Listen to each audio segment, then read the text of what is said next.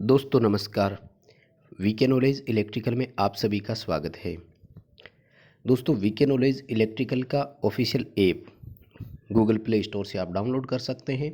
Video में description में आपको लिंक दिया है, वहाँ से भी डाउनलोड कर सकते हैं। ऐप पर दोस्तों आज फ्री टेस्ट हुआ था और ऑनलाइन टेस्ट जो हुआ उसकी आंसर की के रूप में ये वीडियो आपको हम दे रहे हैं। आगे भी इसी तरह के टेस्ट होते रहेंगे और उनकी आंसर की यहीं पर एज ए वीडियो अपलोड की जाएगी। आपने यदि टेस्ट अटेम्प्ट किया है तो वीडियो को ज़रूर देखना। जो क्वेश्चन गलत हुए उनका आंसर आपका मिलान हो जाएगा। टेस्ट नहीं दिया तब भी वीडियो को ज़रूर देखना, क्योंकि सभी क्वेश्चन आपको हम एक्सप्लेन करके अच्छे से समझाएंगे और उम्मीद रहेगी कि पूरी तरह समझ में आएगा। टेक्निकल के 25 क्वेश्चन इसमें हमने दिए थे। हिंदी इंग्लिश दोनों में है क्वेश्चन। उम्मीद करूँगा कि सभी को बहुत अच्छे से समझ में आ जाएगा। यदि क्वेश्चन पसंद आए तो वीडियो को लाइक ज़रूर करना। चैनल पर नए हो तो यूट्यूब चैनल को सब्सक्राइब ज़रूर करना। अपने दोस्तों को भी आगे इसे फॉरवर्ड ज़रूर करना। चलिए आज के क्वेश्चन से शुरू करते हैं। सवाल नंबर 1 था कि डीसी मशीनों में मैकेनिकल रेक्टिफायर के रूप में किसे जाना जाता है। देखो, रेक्टिफायर का काम क्या होता है? एसी टू डीसी करना। और डीसी मशीन में ऐसा जो करता है उसको अपन क्या बोलते हैं? कम्यूटेटर। यानी जो रेक्टिफायर का काम था सेम वही काम यहाँ पर कम्यूटेटर और ब्रूस सिस्टम मिल करके करते हैं, इसलिए वो एज ए मैकेनिकल रेक्टिफायर के रूप में जाने जाते हैं। सी उत्तर रहेगा और उम्मीद है आपका भी सही हुआ होगा, क्योंकि सिंपल सा क्वेश्चन था। आगे देखो, सवाल पूछा कि न्यूट्रल दोलन यानी फ्लोटिंग बोलते हैं इंग्लिश में इसको, किस प्रकार के ट्रांसफॉर्मर की एक आम समस्या है। यानी ट्रांसफार्मर में हम देखते हैं कि कनेक्शन होते हैं सामान्यतः 4 तरह के: star star, delta delta, star delta और डेल्टा स्टार। न्यूट्रल फ्लोट करता है ना दोस्तों, वो करता है स्टार स्टार प्रकार के ट्रांसफार्मर में। सी उत्तर आ जाएगा। और इस न्यूट्रल फ्लोटिंग को रोकने के लिए फिर हम क्या करते हैं? टर्शियरी वाइंडिंग का उपयोग करते हैं। ये भी ध्यान रखना, आ सकता है पेपर में। टर्शियरी वाइंडिंग होती है डेल्टा संयोजित 3 वाइंडिंग वाली एक कुंडली जो ट्रांसफार्मर की प्राइमरी सेकेंडरी के बीच में रखी जाती है। सी उत्तर इसका भी सही रहेगा, स्टार स्टार कनेक्शन आ जाएगा। अगला सवाल है कि लो कॉस्ट प्रोटेक्शन निम्न में से किसका है। यानी विद्युतीय प्रणालियों के लिए सबसे कम रुपए वाली प्रोटेक्शन डिवाइस कौन सी, जिसमें सबसे कम खर्चा आता हो, तो वो है रिवायरेबल फ्यूज। रिवायरेबल यानी पुनः बांधने योग्य फ्यूज। किटकेट टाइप के जो फ्यूज होते हैं ना, जिनमें तार से बांधा जाता है, वो सबसे सस्ते होते हैं। कुछ नहीं, किटकेट के पैसे लगते हैं बस। जबकि सर्किट ब्रेकर, आइसोलेटर और एयर ब्रेक जो स्विच होते हैं वो किटकेट से तुलना करने पर महंगे मिलते हैं।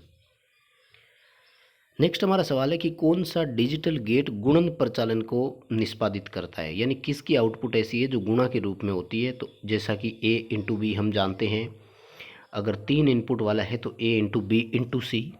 यानी आउटपुट हमें कैसा मिलेगा ये डिपेंड करेगा कि उसके सभी का इनपुट कैसा था और उनको मल्टीप्लाई करने के बाद मिलता है। और ऐसा एंड गेट में होता है। एंड गेट जो है इसमें हम ए इंटू बी या फिर 3 इनपुट है तो ए इंटू बी इंटू सी करते हैं। यदि अपन बात करें कि जोड़ वाले प्रचालन की, तो फिर और गेट आ जाता। ये क्या करता है? ए प्लस बी करता है। अगर 3 इनपुट वाला है तो ए प्लस बी प्लस सी इसका आउटपुट मिलता है ना। अभी के लिए हमारा ए ऑप्शन सही रहेगा, एंड गेट करेंगे। अगला सवाल है कि कौन ऐसा है जो कांस्टेंट डीसी को वेरिएबल डीसी करता है। यानी स्थिर डीसी को परिवर्तित डीसी करता है, या फिर यूँ कहूँ कि डीसी को स्टेप अप और स्टेप डाउन करने के लिए कौन है, या फिर डीसी को डीसी में ही परिवर्तित करता है, ऐसा कौन है। अच्छा प्रश्न है दोस्तों, कई बार इस तरह का क्वेश्चन हम करवा चुके हैं और उम्मीद है आपका ये सही हुआ होगा। इसको बोलते हैं चॉपर सर्किट। क्वेश्चन का आंसर डी रहेगा, चॉपर कहलाता है ये। रेक्टिफायर जो होता है ये एसी टू डीसी करता है। साइक्लो कन्वर्टर जो होता है ये कांस्टेंट एसी को वेरिएबल एसी करता है, साइक्लो कन्वर्टर बोलते हैं। और एम्पलीफायर जो होता है वो इनपुट के वीक सिग्नल को बढ़ाकर आउटपुट में मजबूत सिग्नल प्रदान करता है, उसको अपने एम्पलीफायर बोलते हैं। नेक्स्ट हमारा सवाल, निम्न में से कौन सा एक ट्रांजिस्टर नहीं है। दोस्तों ट्रांजिस्टर जो है ये नहीं है अपना ट्रायक। डायोड नहीं है, डायक नहीं है, ट्रायक नहीं है, एफईटी नहीं है। ट्रायक वास्तव में ट्रायोड के जैसा ही होता है जो बाद में पहले वाल्व आते थे। एफईटी जो है वो पेंटोड के जैसा होता है, ठीक है ना। और डायोड जो है, ये डायोड ट्रायोड ये सब वालों की श्रेणी में ही आते हैं। ये एसआईटी जो है ना, इसका पूरा नाम होता है स्टैटिक इंडक्शन ट्रांजिस्टर। तो ये ट्रांजिस्टर का ही प्रकार है। आईजीबीटी का पूरा नाम होता है इंसुलेटेड गेट बाइपोलर ट्रांजिस्टर। और मोसफेट जो है ये metal oxide semiconductor field effect transistor वाला इसका पूरा नाम रहता है। अगला दोस्तों सवाल है, और ये है पीएमएमसी मीटर पर, जिसमें न्यूमेरिकल दिया हुआ है कि एक पीएमएमसी मीटर का प्रतिरोध 5 ओम है, 2 एम्पियर धारा पर वो एफएसडी देता है। 100 वोल्ट नापने के लिए इसके सीरीज में कितने ओम का प्रतिरोध हमें लगाना होगा, है ना। अब दोस्तों ध्यान से सुनना, इसने ये नहीं बताया कि मीटर कौन सा है, कोई बात नहीं। हमें क्या कहा गया, हमें 100 वोल्ट इससे नापना है। पहली चीज़ तो ये देखो कि अभी कितना मापन कर रहा है, नहीं पता। अभी जो मापन कर रहा है वो क्या है, करंट है, ठीक है, कोई बात नहीं। सुनिए ध्यान से, वोल्टेज मापन करते समय हम प्रतिरोध सीरीज में लगाते हैं। सीरीज में प्रतिरोध को मल्टीप्लायर बोलते हैं। मल्टीप्लायर के लिए फॉर्मूला होता है कि r m into n minus one, ठीक है। क्या फॉर्मूला होता है, r m into n minus one. R m होता है मीटर का प्रतिरोध, जो अभी दिया हुआ है हमें 5 ओम। एन जो है ये गुणक घटक होता है, ये निकलता है वी बटे वी एम से। मतलब वह वोल्टेज जो अब मापन करनी थी 100 वोल्ट बटे वह वोल्टेज जिसका मीटर पहले मापन कर रहा था। अब समस्या होगी कि हमारे पास वी एम तो है ही नहीं। क्यों, क्योंकि ये जो 2 एम्पियर करंट दिया हुआ है ये तो आई एम है, जिस पर मीटर पहले से रीडिंग देता है। तो देखो मीटर का 5 ओम प्रतिरोध दिया हुआ है, ये 5 ओम का जो प्रतिरोध है ये कहलाता है आर एम। यहाँ पर ओम का नियम अप्लाई कर दो, V बराबर आई इंटू आर, ओम का नियम कहता है। तो फिर Vm और Im जब हमारे पास है तो हम Im और Rm अपने पास है तो Vm निकाल सकते हैं। V बराबर आई इंटू आर। धारा 2 एम्पियर प्रतिरोध 5 ओम गुणा करेंगे तो 10 वोल्ट आया। मीन्स ये अभी अगर as a volt meter use किया जाता तो 10 वोल्ट पर एफएसडी देता। फुल स्केल डिफ्लेक्शन कितनी होती, 10 वोल्ट। अब देखो फिर एन कितना आएगा। अब मापन करना है 100 वोल्ट का, पहले मापन कर रहा था 10 वोल्ट का, एन आया 10।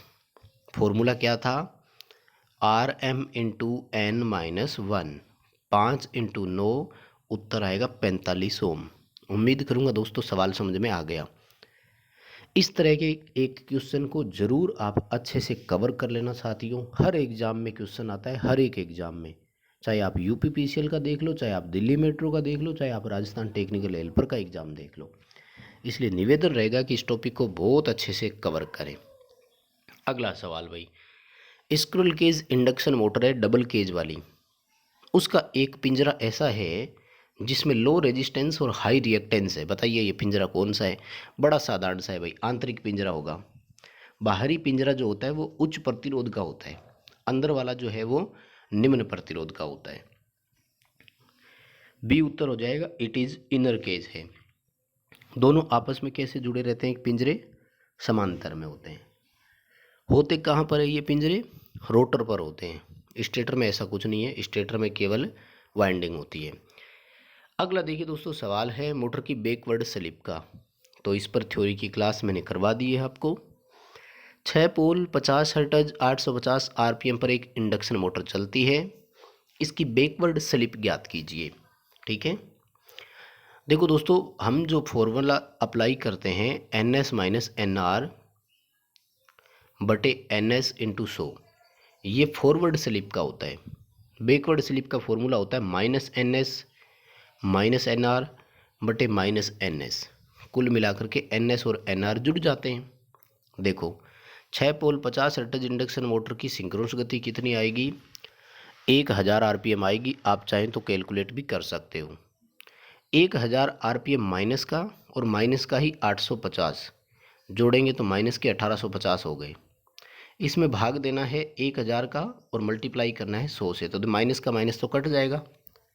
कर लीजिए कैलकुलेशन कितनी आएगी भाई, ये आपका जो आंसर आएगा प्रतिशत के रूप में। आपको जब इसको देखना है तो लगभग आपका 1.85% के आसपास आएगा। कैलकुलेशन करके मिलान जरूर करना।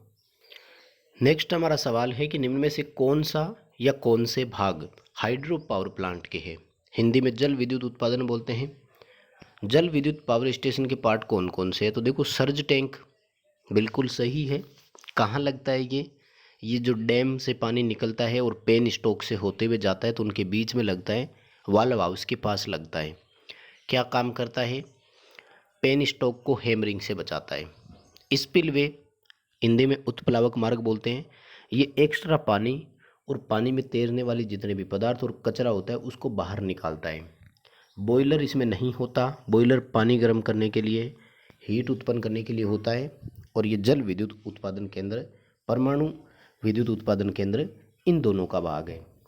पेन स्टॉक तो ये भी बॉयलर सॉरी हाइडल वाले का ही पार्ट है। तो कौन कौन से भाग हो गए? 1, 2 और 4। सी ऑप्शन दोस्तों इसमें सही रहेगा।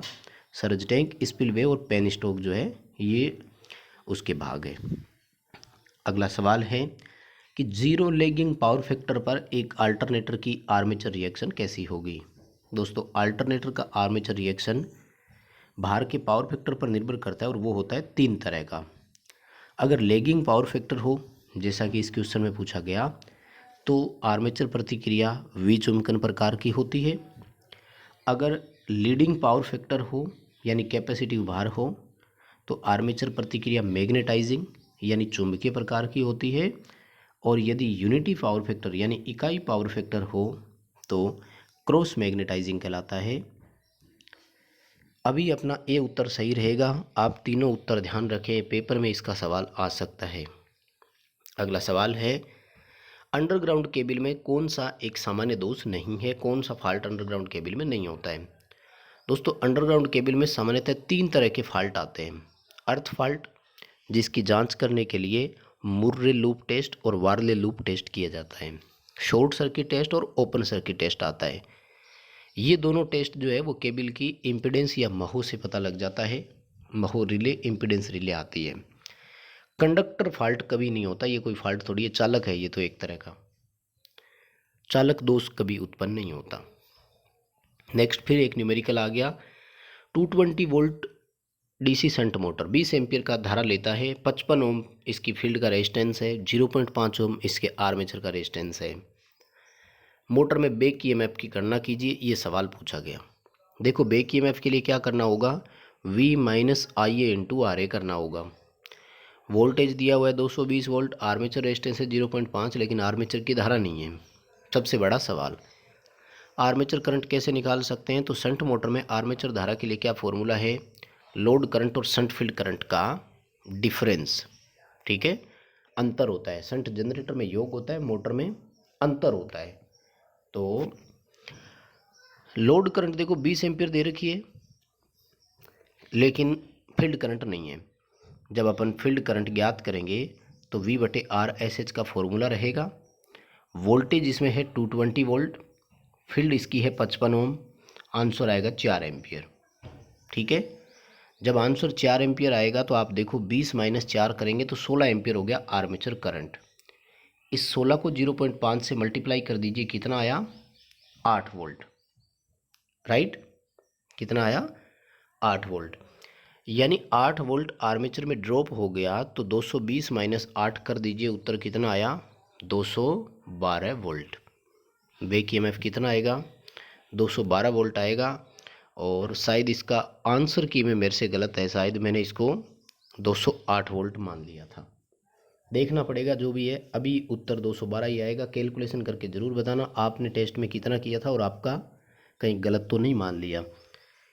आंसर की सिलेक्ट करते समय हो जाता है गलती, लेकिन अभी आप समझ लेना, कोई बात नहीं, वहाँ आपके नंबर कटे हैं तो, लेकिन आपने किया सही था। अगला सवाल है, फील्ड इफेक्ट ट्रांजिस्टर के बारे में गलत स्टेटमेंट बताइए कौन सा है। देखो, इसका इनपुट प्रतिरोध उच्च होता है, वोल्टेज कंट्रोल डिवाइस है, शोर लेवल कम है, और ये एक यूनिपोलर डिवाइस है, ना कि बाईपोलर। तो गलत स्टेटमेंट कौन सा हुआ? बाईपोलर डिवाइस जो है वो गलत स्टेटमेंट है, बी उत्तर हो जाएगा। अगला सवाल है 24 स्लॉट थे, 3 फेज है और 4 पोल है, सिंगल लेयर मोटर में वाइंडिंग है, प्रति खांचा इलेक्ट्रिकल डिग्री की गणना करें। देखो दोस्तों, पर स्लॉट इलेक्ट्रिकल डिग्री का फॉर्मूला का मतलब होता है टोटल इलेक्ट्रिकल डिग्री बटे नंबर ऑफ स्लॉट्स। ठीक है, टोटल इलेक्ट्रिकल डिग्री का फॉर्मूला होता है 180 इंटू पोल, यानी 180 इंटू पोल अपॉन स्लॉट करना था, उत्तर आ जाता। ठीक है, 180 इंटू पोल है 4, स्लॉट है 24, कैलकुलेशन करेंगे आपका आंसर आएगा 30 डिग्री। ये यूँ कहता है कि मोटर में 720 डिग्री टोटल है और एक खांचे पर यदि वाइंडिंग मुड़ने की बात करें तो वो 30 डिग्री पर मुड़ती है। डिग्री प्रति स्लॉट का मतलब ये होता है। अगला सवाल है कि प्रकाशीय सोर्स के द्वारा किसी भी विशेष दिशा में दिया गया फ्लक्स एक ल्यूमन होता है जो 4 पाई के बराबर होता है। 4 पाई कैंडल पावर के बराबर होता है। 4 पाई को मल्टीप्लाई करेंगे लगभग 12.56 आएगा, ये इसके बराबर है। यानी औसत फ्लक्स की यदि गणना करनी पड़ जाए आपको कैंडल पावर के रूप में, तो क्या करना है, 4 पाई से मल्टीप्लाई कर दीजिए, सारा का सारा उत्तर आ जाएगा आपका। अगला सवाल है कि नीचे दिए गए रोटर के प्रकारों पर विचार कीजिए। 4 प्रकार के रोटर का नाम लिखा गया था, केज टाइप, सेलिएंट पोल टाइप, सिलेंड्रिकल पोल टाइप और वाउंड रोटर टाइप। ये पूछा कि इनमें से कौन से इंडक्शन मोटर के हैं और कौन से अल्टरनेटर के हैं। तो देखो, केज टाइप यानी पिंजरा प्रकार का, और वाउंड रोटर यानी बंधा हुआ, ये तो होते हैं इंडक्शन मोटर में। 1 और 4 तो सेलिएंट पोल टाइप और सिलेंड्रिकल पोल टाइप ये होते हैं अल्टरनेटर में। कौन सा करेंगे, सी उत्तर होगा 1 और 4 इंडक्शन मोटर, 2nd और 3rd अल्टरनेटर का। ठीक है, अगला सवाल, निम्न कथनों पर विचार कीजिए। त्वचा प्रभाव के कारण धारा चालक की सतह पर अधिकतम होती है और फेरेंटी प्रभाव में रिसीविंग एंड पर वोल्टेज कम होती है। तो आपको ये बताना था कि दोनों स्टेटमेंट कैसे है। पहला स्टेटमेंट तो सही है, सतह प्रभाव के कारण धारा चालक के मध्य भाग की अपेक्षा सतह पर अधिकतम चलती है। दूसरा गलत है, फेरेंटी प्रभाव के कारण रिसीविंग एंड पर वोल्टेज बढ़ती है ना कि कम होती है। तो पहला सही, दूसरा गलत, सी उत्तर कर देंगे, ओनली 1 इज करेक्ट। अगला सवाल, वह उपकरण जो सप्लाई वोल्टेज से सबसे अधिक प्रभावित होता हो। सप्लाई से सबसे अधिक जो प्रभावित होते हैं कंपेरेटिवली इलेक्ट्रॉनिक होते हैं। Mixer grinder, room heater, table fan, इन पर कोई प्रभाव नहीं पड़ता, जबकि इलेक्ट्रॉनिक इक्विपमेंट है इन पर सप्लाई वोल्टेज के वेरिएशन का प्रभाव पड़ता है। कैपेसिटर और इंडक्टर के समय नियतांक पर क्या प्रभाव पड़ेगा यदि प्रतिरोध बढ़ता है, ऐसा सवाल पूछा। कैपेसिटर का टाइम कांस्टेंट R/C होता है और इंडक्टर का समय नियतांक L/R होता है। जब प्रतिरोध बढ़ता है तो कैपेसिटर वाले का टाइम बढ़ेगा, इंडक्टर वाले का घटेगा। ए उत्तर अपना यहाँ पर सही होगा, इंक्रीज और डिक्रीज। अगला सवाल है, किसी भी तरल पदार्थ के बहाव में जो प्रतिबाधा या प्रतिरोध होता है उसे, तो उसको विस्कोसिटी बोलते हैं, हिंदी में संयंता कहा जाता है इसको। तो इसे विस्कोसिटी या संयंता के रूप में आप ऑप्शन याद रख सकते हैं। आगे सवाल पूछा कि जो केबल है उसमें लेड शीथ और आर्मरिंग जो होती है उनके बीच में क्या होता है। आर्मरिंग होता है GI का, और लेड शीथ तो नाम से ही पता लग रहा है शीशे का ही होता है। शीशा क्या है कि नरम धातु होती है, तो ये आर्मर्ड जो है वो शीशे को खराब ना कर दे, इसलिए लेड शीथ की प्रोटेक्शन के लिए क्या करते हैं कि इनके बीच में एक जूट, कंपाउंड, रेशम, इनकी जो कंपाउंड भरते हैं, यौगिक बोलते हैं उसको। तो इन दोनों के बीच में जो भाग होता है उस भाग को बेडिंग कहा जाता है।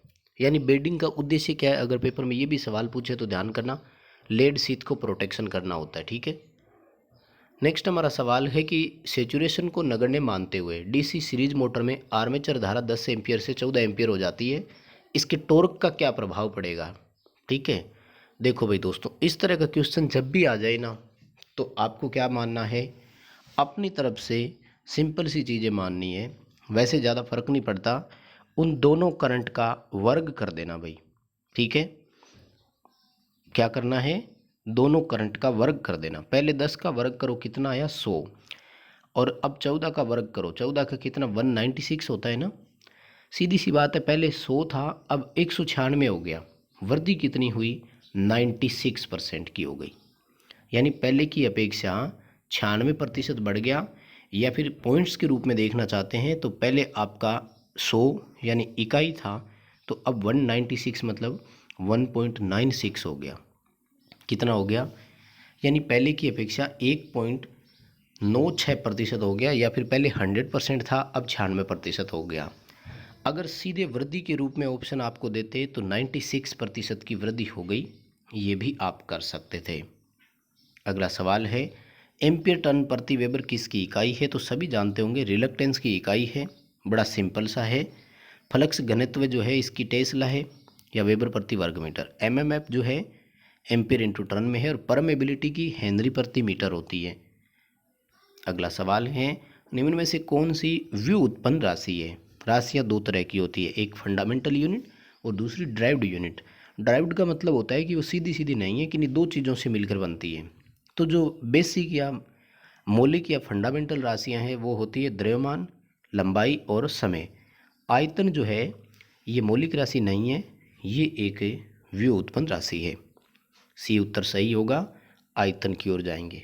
तो बस दोस्तों यही थे आज के 25 क्वेश्चन पसंद आए हैं तो वीडियो को लाइक ज़रूर करना, चैनल पर नए हो तो सब्सक्राइब करना, हमारा ऐप डाउनलोड ज़रूर करना, और आपको डिस्क्रिप्शन में लिंक दिया हुआ है वहाँ से टेलीग्राम को ज्वाइन ज़रूर करें।